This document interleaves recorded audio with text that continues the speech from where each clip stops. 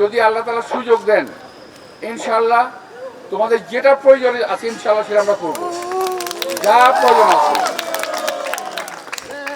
যদি সরকারে আসতে পারি আল্লাহর রহমতে তাহলে তো অনেক ভালো হবে ইনশাআল্লাহ।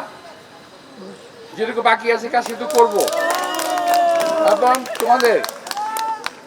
তোমাদের আমার আসলে ঠিক প্রতিবন্ধী বলতে একটু কষ্ট হয়। আমি ওই শব্দটা ব্যবহার করতে চাই না। আমি যদি আজকে সত্যি কথা বলতে যদি আমার একটা সন্তান যদি প্রতিবন্ধী হতো, যেটা আমি করতাম সেটাই আমি করবো ইনশাল্লাহ। তোমাদের সমাজে প্রতিষ্ঠিত হওয়ার জন্যে,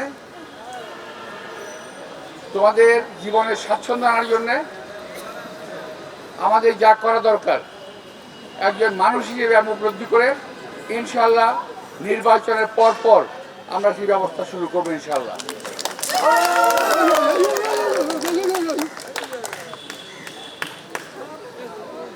তো তোমাদের দাবিও দিয়েছ,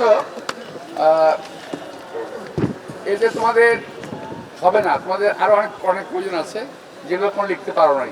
এ প্রয়োজনটা আমরা বুঝি, তোমাদের প্রয়োজনটা আমরা বুঝতে পারি এবং তোমাদের কষ্টটা আমি আসলে বুঝতে পারতাম কিন্তু অন্তর দিয়ে অনুধাবন করতে পারি নাই। আমি খুবই দুঃখিত প্রার্থী।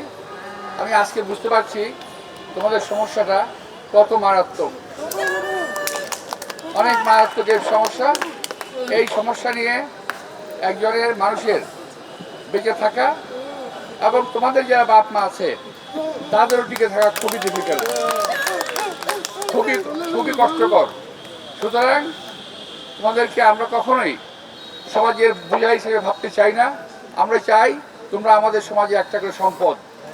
আমরা তোমাদেরকে প্রতিটি পরিবারের একজন সম্পদ হিসেবে আমরা গড়ে তুলতে চাই, ইনশাআল্লাহ গড়ে তুলব। তোমাদের সবাইকে আন্তরিক শুভেচ্ছা জানিয়ে তোমরা ভালো থাকো, ভালো থাকবে এবং যে কোনো প্রয়োজনে আমি যে কদিন বেঁচে আছি যে কোনো সময় যে কোনো অবস্থায় আমাকে তোমার স্মরণ করবো ইনশাআল্লাহ।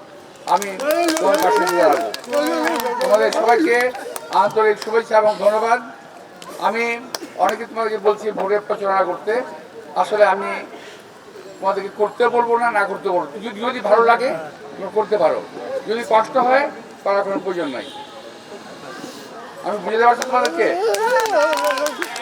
যদি ভালো লাগে তোমরা করবে আর প্রয়োজন নাই। তো তোমরা আমাকে যে সমর্থন দিয়েছো এটা আমার জন্য অনেক বেশি। আমি অত্যন্ত আনন্দিত, অত্যন্ত খুশি। আমি তোমাদের সবাইকে আন্তরিক শুভেচ্ছা এবং ধন্যবাদ। আমি আশা করছি আল্লাহর রহমতে। আরেকটা কথা বলছি, আমি বলতে ভুলে গেছি, যাদের চিকিৎসা করিয়ে এই অসুবিধা থেকে মুক্ত করা সম্ভব, যদি এমন কেউ থাকে তাদেরকে প্রয়োজন পড়লে সরকারিভাবে না হলেও আমি ব্যক্তিগত পর্যায়ে তাদের আমি চিকিৎসা করাবো। যাদের মুক্তি পাওয়া সম্ভব, আমি জানি না সম্ভব কিনা, আমার জানা নেই এটা সম্বন্ধে, আমি এক্সপার্ট না। তো যদি সম্ভব হয়, আমি আবার বলছি, যদি সরকারিভাবে না হয় আমি ব্যক্তিগতভাবে কাজটি আমি করবো।